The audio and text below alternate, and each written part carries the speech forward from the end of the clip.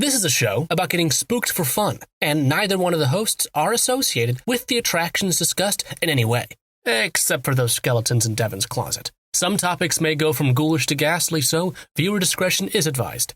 Welcome to the Great American Scream.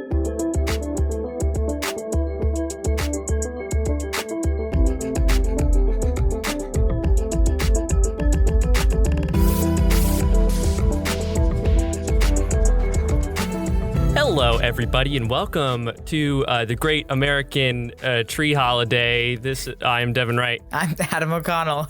This, of course, is our weekly podcast that's been going on for 2 years now, where we talk about Christmas every single week of the whole year, about this great tradition where we bring a tree into our house, all the very good white man comedy stuff. Why do we put this dang tree in our house? A big man come down the chimney. He's so fat he can't fit down that dang chimney. And we just kind of do that. Adam, how are you this Christmas season? This Christmas, I'm great. I've been watching some Christmas movies. I'm listening to some Christmas music, getting into debates about the most superior Christmas song. Okay. Making some cookies. Okay, well, I thought this episode we were just going to do our kind of normal Christmas thing that we always do on this podcast, but you had a different idea. You kind of wanted to switch it up. I thought we could make it a little spooky. Spooky how? Well, you know, we talked about all those great Christmas traditions that we all know, love, and cherish, but there's one that we've kind of abandoned over the years to the point where... Is it a love for Jesus Christ? Yes, but that's not what we're going to be talking about today. Oh, okay. Which I think at this point, like, we've kind of forgotten it for so long that people don't even realize that it was once part of Christmas. But one of the biggest and most beloved traditions of Christmas time was telling ghost stories. Ooh, so we're going to do a kind of ghost thing, kind of a horror. A little bit of a horror angle, if you will. Okay. That's interesting. Maybe I might scream in it, and we can do like a cool like special episode title, and it can be called like the Great American Yell. Yeah. This should be its own show. It could. Maybe we'll do a spinoff. Yeah. But so telling ghost stories around Christmas time has, like I said, fallen out of favor over the years. But there's still kind of relics of it in like current contemporary Christmas culture. That song, it's the most wonderful time of the year. Which is a great Christmas song. It's one of my favorites. But we sing in it, there'll be scary ghost stories and tales of the glories of Christmases long ago. And I just always kind of accepted that. I never questioned it. Yeah, I mean, we talked about... There'll be scary ghost stories. Yeah, we talked about it in Sleigh Ride. It's kind of like, by Currier and Ives, you just kind of assume there was something going on at some point. Yeah. That somebody somewhere is telling scary ghost stories. It's just, I don't know where that party is. I didn't get invited to the ghost party. No. I got invited to the, my uncle pretends to be Santa, which is very mean of him. And I think it's what kept Santa from actually visiting us. And we all, just kind of hang out for a night. That's the party that I went to. Okay, yeah. I mean, I feel like as a half Italian American from New Jersey, I had a similar experience. Yeah, probably. Yeah, but I would like to kind of share the history of the tradition of the Christmas ghost story, find out what happened to it, and then maybe share a Christmas ghost story ourselves. Oh, okay. So, and like I said, like that lyric in the most wonderful time of the year is one kind of relic of the Christmas ghost story tradition. But the other one is perhaps one of the most beloved Christmas stories of all time. Charles Dickens' Santa Claus. The Santa Claus 2. Which involves a ghost. Oh, is it the Mrs. Claus? That's the Mrs. Claus. Yeah, the third one is the Escape Claus. And it has Jack Frost, and he sings New York, New York, but it's North Pole. He does. He goes, North Pole, North Pole. And it's very good. He's Martin Short. He is Martin Short. Honestly, we should redo the Santa Claus with Martin Short in most of the roles. Get rid of Tim Allen. Get that stinker out of here. All Martin Short. But so Charles Dickens' A Christmas Carol is one of the most well-known and beloved Christmas stories, but contains not one, not two, not three, but 4 whole ghosts in it. That's a lot.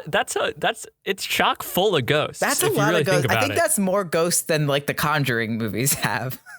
Yeah, that's more ghosts than your average like Halloween for most people. That's a lot of ghosts. Oh, And wait. If we're speaking about ghosts, can I talk very quickly? Let's die. Okay, go ahead. Listen, we were on a train headed towards Christmas ghost stories, kind of a Polar Express, if you will. And I'm going to punch that train with my very big fist and derail it straight off because I want to talk about just ghosts, regular ghosts. Okay, yeah. I live in just a regular like apartment building on the Upper East Side. I don't know how old it is. I have no idea. But in recent days, there's been a ghost. There was a cold wind down my back the other day in the kitchen, which I didn't like. And then when I was sitting in bed and I looked at my closet and a ding dang ghost knocked one of my shirts off of its hanger. It wasn't like I had messily put this shirt on the hanger. It was fully on the hanger, and then it decided it was just going to come off. And I said, "Hey, ghost, stop doing that." And then Ezra was like, who are you yelling at from the other room? And I was like, "It's this ding dang ghost." And he just went, "Oh, okay," and then went back to his video game or whatever. But so there's a ghost in my house now. Okay, so two theories. One, that second hanger thing defo sounds like ghost. But definitely a ghost. First one could also be Martin Short as Jack Frost. I was Adam when I was like, "Oh, he's gonna do a goof." I'm gonna do a goof after him where I say maybe it's Martin Short. I'm so glad we're on the same page. But all right, that means it probably is. It probably is beloved actor and Jack Frost impersonator Martin Known Short. for no other roles but Jack Frost in the Santa Claus 3. Is he in anything else? I thought he was kind of a one-hit wonder with that. Well, yeah. So let's okay, get back on. kind of, I take the Polar Express in my big strong arms and I put it back onto the rails. Great, thank you. So A Christmas Carol is primarily a ghost story. It focuses mostly on the ghost part because we have the ghost of Jacob Marley. Like the first line in A Christmas Carol is like, I can't remember the exact quote, but it's like, Jacob Marley is dead. That's what you need to know going into this story. That is the most important part of it. You have to know that Jacob Marley is dead. So we have Jacob Marley, Ghost of Christmas Past, Christmas Present, and Christmas Yet to Come. 4 whole ghosts of varying degrees of spookiness. The first and the last one's very spooky, kind of like a spooky sandwich. Yeah, it is. There's the spookiness level of A Christmas Carol is highly variable. Yeah, it gets not very only in the No, go ahead. yeah, not only in the individual story itself, but in the like various productions. Because in some of the productions, Jacob Marley is like the most terrifying thing that you've ever seen. And then in other productions, he's just kind of like a guy who's like, you did bad. Also, can we talk? So The Muppets has a version of this. It's the superior one. It's the best Somewhere one. in my head, there's a song about chains on me. We're Marley and Marley. Whoa. Is that where that's from? Yeah, probably. We're Marley and Marley. Our hearts are painted black. There's more words. Yeah, sure. Because at some point in my brain sings it as, I got these chains on me and they're bringing me down, which is not a real song, but I think it's actually a song from Phineas and Ferb. Okay. So that's not in Muppets Christmas Carol. Yeah, so anyway, this is another one of my sidebars. I've taken us onto a little side track where I talk about Phineas and Ferb. Remember that episode where they brought Love Handle back together and they had I Ain't Got Rhythm? It's a good song. Anyway, ghost variability. Hey, making Phineas and Ferb spooky. Do you know who the voice of Ferb's dad is? Martin Short. But that's a good guess. It's Richard O'Brien, creator of the Rocky Horror Picture Show and noted riffraff. Hell yeah, that makes sense. Anyway, Ferb's dad definitely played riffraff when he was in college. Anyway, so the novel was first published in 1843 and has kind of stood the test of time through all sorts of adaptations, including the vastly superior Muppet version, where it's 2 Marleys, 2 Jacobs, Statler and Waldorf. It's 2 Jacob Marleys. That's 5 ghosts. 5 ghosts. 5 whole ghosts in the Muppet version. The whole past, honestly, one of the inspirations for this episode is A, how good that movie is, and B, that all that's been going through my head for the past week is no cheeses for us Mises. Oh, of course. A classic. Yeah, so for much of the 19th century in Europe, when this book came out, the Christmas holiday was associated with ghosts and spirits. I have a quote from humorist Jerome K. Jerome, which is an incredible name. Oh my God. He wrote in his 1891 collection, Told After Supper, whenever 5 or 6 English-speaking people meet round a fire on Christmas Eve, they start telling each other ghost stories. Nothing satisfies us on Christmas Eve but to hear each other tell authentic anecdotes about specters. It is a genial, festive season, and we love to muse upon graves and dead bodies and murders and blood. Hell yeah. I kind of wished that it skipped the fire on Christmas Eve, and it was just whenever 5 or 6 English-speaking people meet, they start telling each other ghost stories. Yeah. We love these dang ghosts. The custom itself actually stretches back many centuries, because we talked about this in the History of Halloween episode, how as the nights get longer, the season starts to get associated with spirits and the thinning of the veil. Yes. Tales of ghosts and monsters are most popularly told in the fall and the winter. And also just because people die a lot in the winter. Yeah. So you're like, yeah, ghosts. There's also Christmas's pagan roots informing this tradition. As I'm sure many folks know, the secular Christmas holiday, as most people know it, is actually way more closely resembling the pagan holiday Yule, which is a Germanic midwinter festival. That's a very popular kind of like gotcha thing now, or an actually about Christmas. Yeah, it's a very actually. Yeah. But if you don't know, holly, Christmas trees, mistletoe, wreaths, the Yule log, bells, and elves are all traditions and symbols that come from Yule, not Christian Christmas. Yeah. And there are also like links to not only like Germanic paganism, but also like Roman paganism. Like you would bring a tree in to like celebrate Jupiter or whatever as well. Yeah. And Yule, it's still kind of, it is celebrated within Christmas today as the traditions have kind of like moved on, because then Christians came and then Yule it got transformed by Christians into what we know Christmas is now.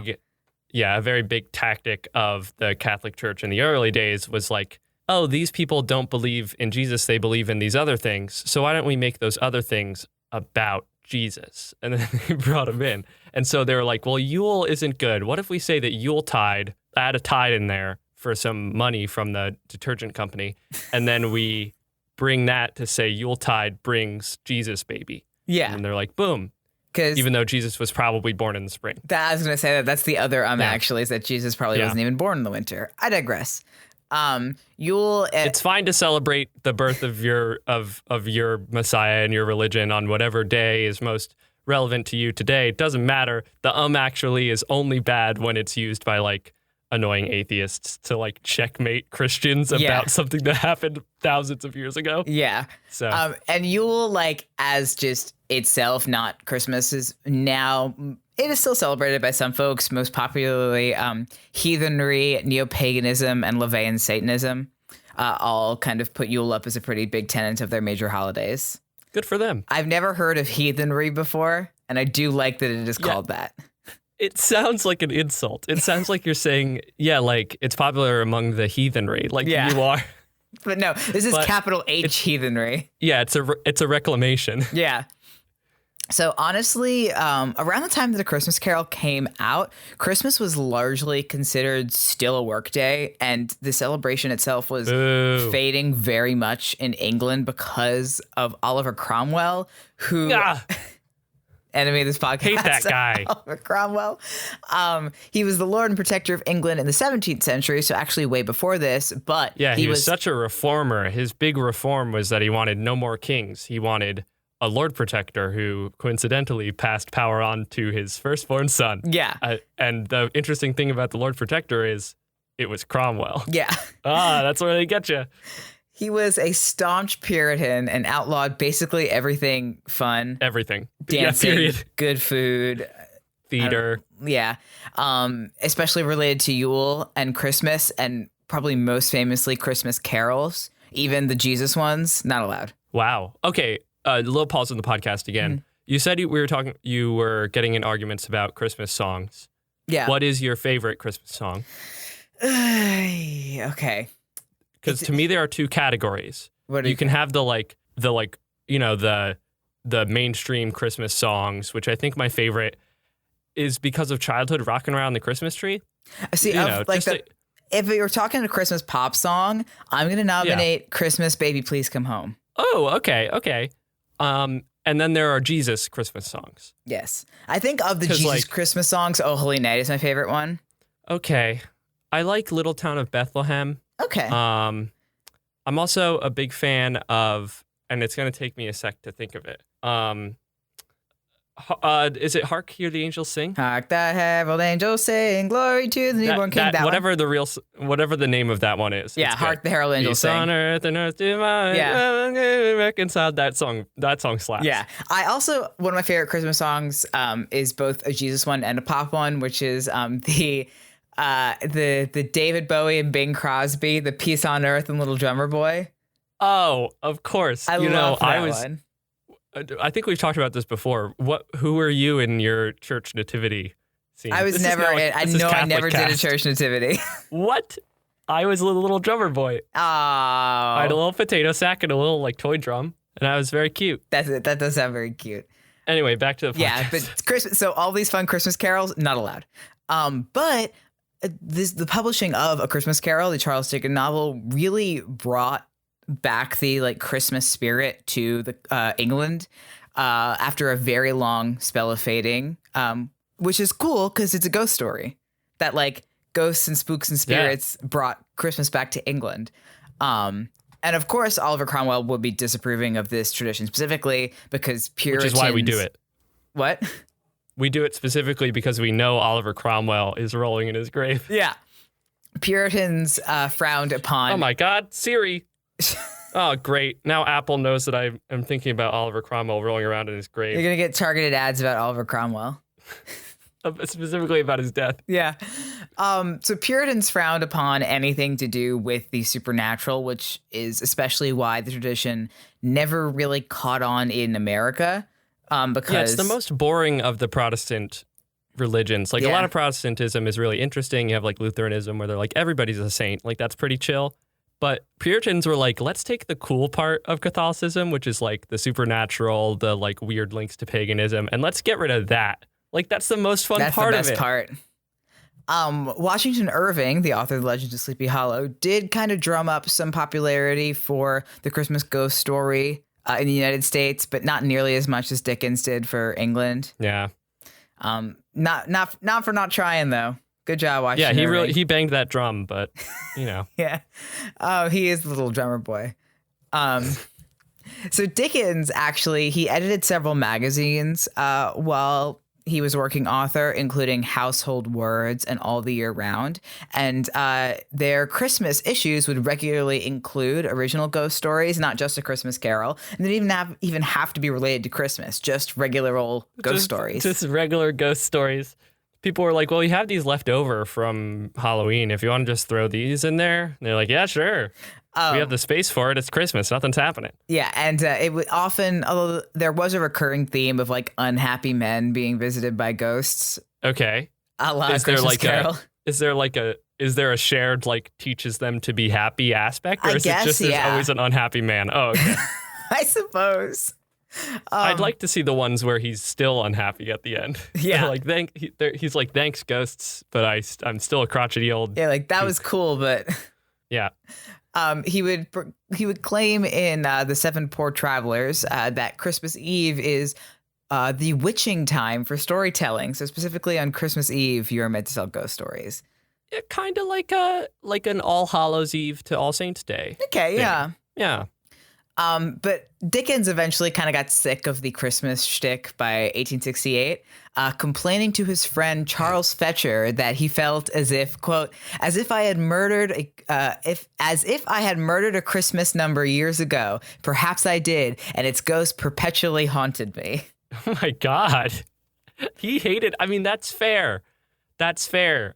Everybody who makes something that's popular specifically on Christmas doesn't like that thing or Christmas afterwards, unless your name is Mariah Carey. Yeah, then you keep cashing those checks. Then you're the Christmas guy forever. And when you want to do something else. Nobody wants to be the Christmas guy forever other than Santa Claus. Because when you try and do something else, they're like, no, enough of this. We want the Christmas thing. They say, go back to your Christmas cave, loser. So he discontinued his Christmas publications around this time, but several other authors had kind of like taken up the mantle and published their own Christmas ghost stories. However, when Dickens stopped writing them, they actually kind of fell out of favor purely for the fact that the rest of them weren't very good. They're just bad. Yeah. Hell yeah. That's fair. So William Dean Howells lamented in a Harper's editorial in 1886 that the Christmas ghost tradition suffered from the gradual loss of Dickens' sentimental mortality, and, quote, the ethical intention which gave dignity to Dickens' Christmas stories of a still earlier date has almost wholly disappeared. So like the kind of this happens with, we talk about this with horror movies, not to link it to our spin-off podcast, The Great American Scream, but the idea that some of the best horror movies are not horror movies, like at their core, they're like other stories, they're like real art underneath, and that horror is the vehicle for that.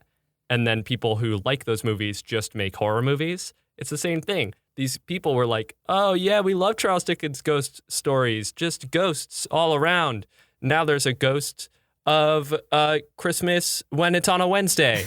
Now there's a ghost of Christmas in 1972. Like, they were just going for the ghost and less the, like, actual heart of Dickens piece, which is, like, just this, like, nice, sweet story about Tiny Tim or whatever. Now, that's what's brilliant about A Christmas Carol and many of Dickens' other ghost stories, is that it was both gothic and sentimental.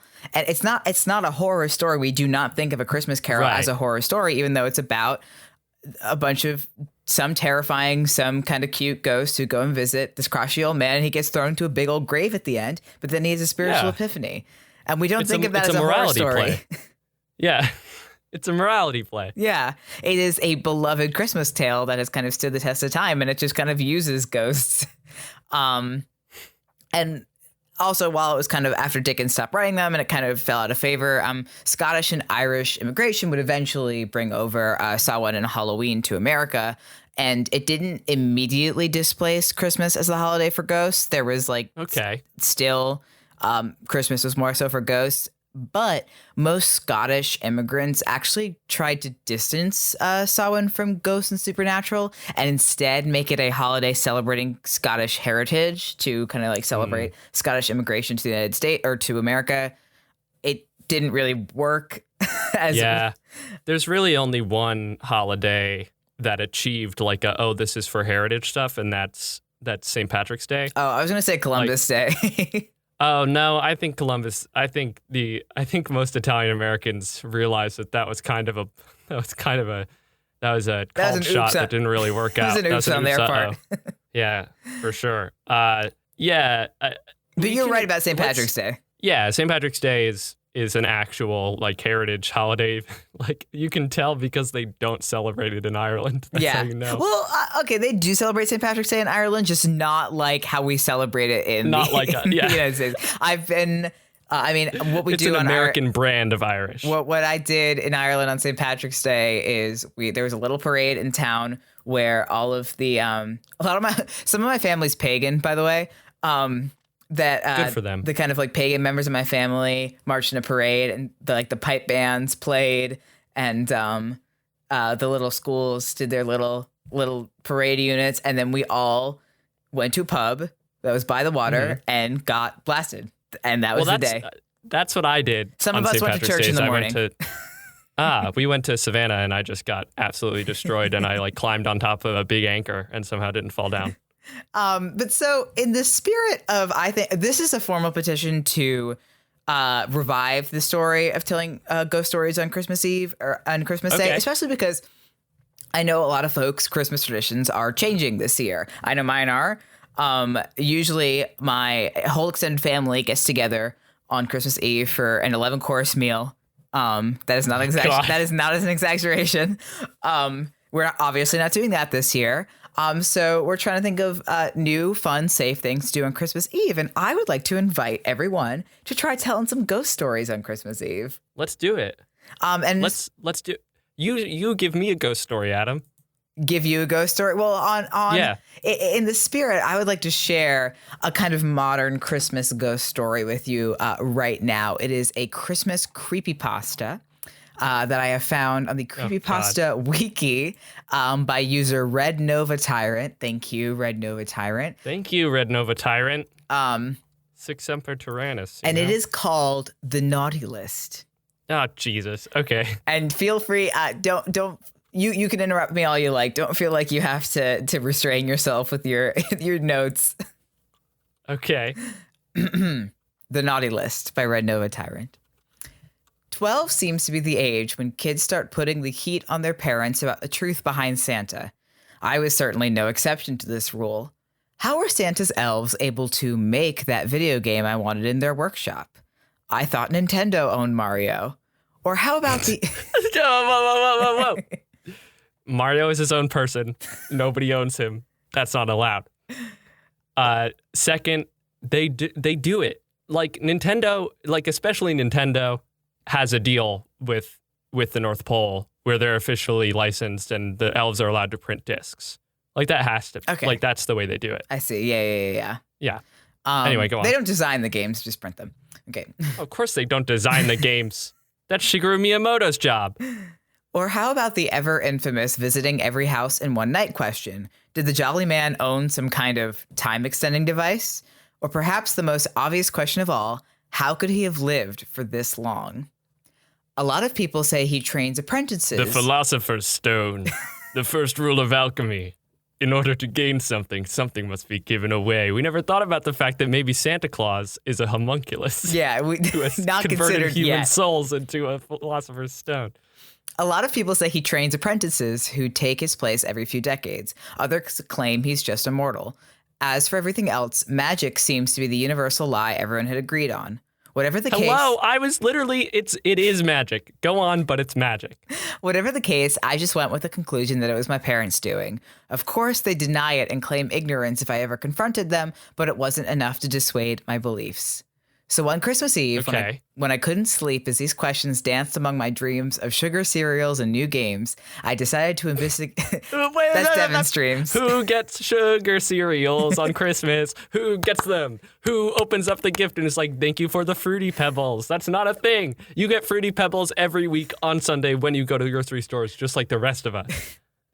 I decided to investigate the noises coming from my living room. This time, surely I would catch my dad or mom in the act of stowing presents under the tree. At least I tiptoed to the stairs and I lent my ear and I just heard, ooh.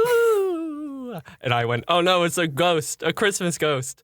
Is Santa a ghost? Well, you're going to have to keep listening. Okay, keep telling me. At least then they'd let me in on the truth. But as I entered the living room, I saw a man before me that I did not recognize. He was dressed in red and white with a slightly overweight body, and he wore a stringy fake white beard. His hair, or what reminded me of it, was graying around the edges of his classic Santa hat, and his eyes were wide with fright as he dropped a present under the tree. Being the intuitive youth I was, I came to one of two conclusions. Either this was a home invader stealing my family's gifts, or this was the real Santa. I opened my mouth to scream, but the man rushed towards me and covered my mouth. Shh. Don't like that. Shh, he said, putting a finger to his mouth, trying a smile. Tears began to roll down my cheeks. I was petrified of this man. Then slowly he took back his hand and extended it towards me. It's all right there, little one. You know who I am, right? I nodded, not shaking his hand back. The trembling man nodded as well, then grabbed an empty sack lying on the floor and gestured to the tree. Look, see? I bring gifts. Now run along to bed or I might have to put you on the naughty list. He started drifting towards the deeper, hearty voice stereotypically associated with Kris Kringle, but I wasn't fooled. Okay. Regardless, I wiped my eyes and began to step back from the living room, trying to create some distance between me and the stranger. The man simply watched, wiped his brow, and proceeded to approach the fireplace. I stopped and observed, confused as to how he was going to leave my house, but a blast of green flames erupted from the chimney, and the man fell back to the floor. What? I couldn't see his face, but I'm certain it was twisted in fear like my own. A massive bony hand spawned from the fire, and the arm that was followed was draped in raggedy fur. then another arm, then the skull of some wild creature with Krampus. The skull of some wild creature with 2 large horns formed. I begin pounding on the table. Krampus. Nearly as large as the fireplace itself. The bones popped and snapped as it slammed its hands onto the floor. The entire monster was engulfed in flames, yet it did not seem to burn anything in the house. Eddie, the monster declared, speaking to what I guessed to be the man on the floor. No, Eddie shouted back. I did my part, see? 10,000 houses, just like you said, right? 10,000, I did my part. And yet you allowed a human child to see you. You know the rules. Look, I've learned my lesson. I'm sorry. I made a mistake. Just let me go, please. I delivered all of the... Let you go. Did you let your victim go, Eddie?